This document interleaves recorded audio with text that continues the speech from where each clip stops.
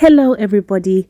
Unfortunately, I lost all the audio to this video of Lucy showing us how to make vitumbuwa, so I'm just going to do a voiceover. First things first, we are starting with our flour.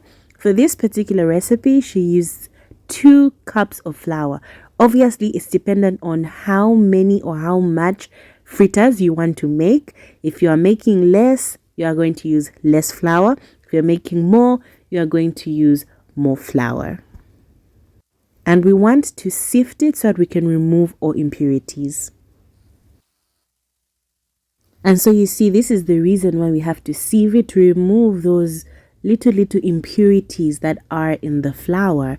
So now we get to mix in our baking powder. Remember, we are starting with all our dry ingredients.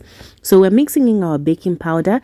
For this recipe, we use about 3 teaspoons of baking powder. Typically, I like to say 2 teaspoons for 1 cup. So if you're going to use 1 cup, use 2 teaspoons. If you're using more than 1 cup, each cup should have about 2 teaspoons of baking powder. Then we go ahead and add some salt. For this one, I'm using about a teaspoon of salt. And then we add sugar. So sugar, it's about what you prefer. If you don't take too much sugar, use less. Mix everything together.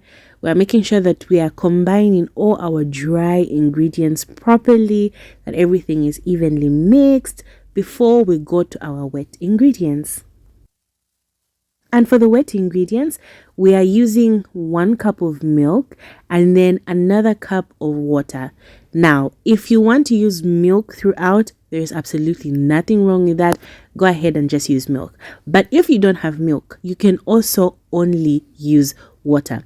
Also, I'd like to add that it's optional for you to use eggs.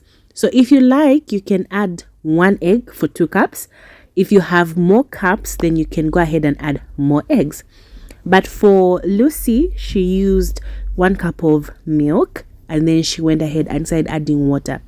So with the second cup, you are adding slowly to make sure that you don't make a very runny dough. You want to be adding the water or the milk slowly, just so that everything can combine properly.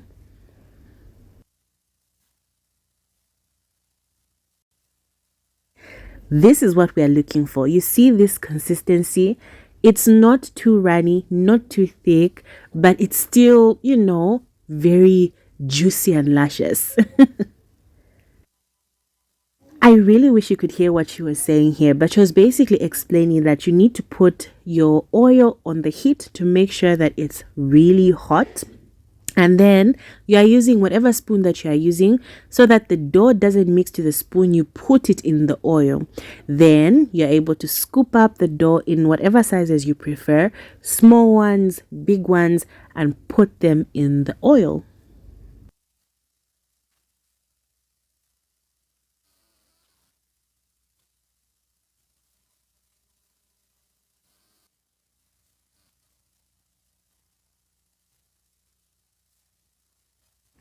You need a really light hand to do this. Look at that technique. Look at that. Wow, gorgeous. Look at that. Look at how gorgeous they look in there.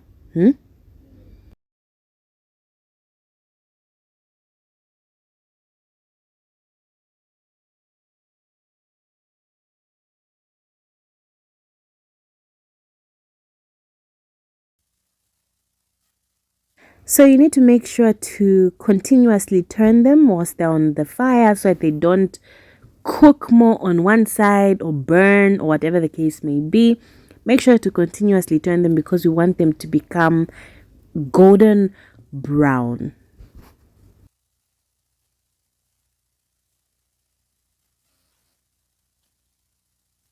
When you have reached the desired color, which would take about 5 to 10 minutes, this is your final result. And you can enjoy this with some tea, with some coffee or juice. Enjoy!